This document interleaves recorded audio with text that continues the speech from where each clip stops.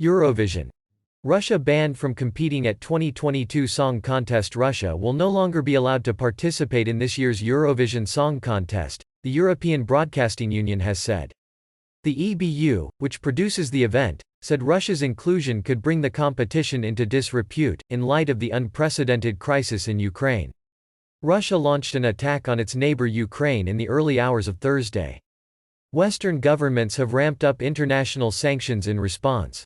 Countries' protests just 24 hours ago. The contest had said Russia would be allowed to compete, so this is a rapid change in stance for the EBU.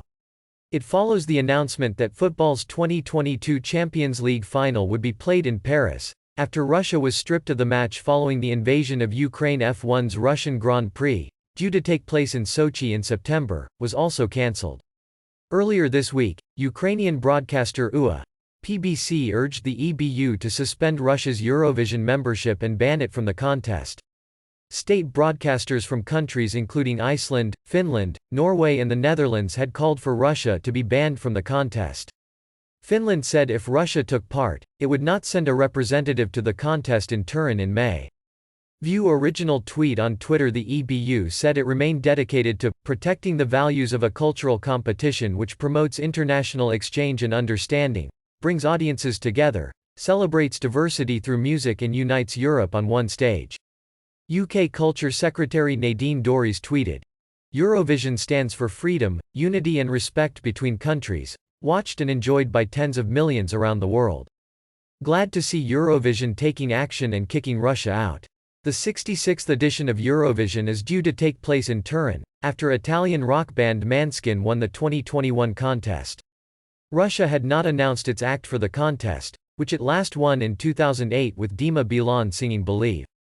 In recent years, it has been one of the strongest Eurovision performers, with 5 top 5 finishes in the past decade.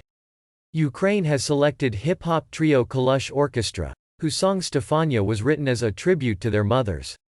The band replaced the country's original contestant, Alina Pash, who withdrew last week after facing scrutiny over a trip she made to Russia-controlled Crimea in 2015.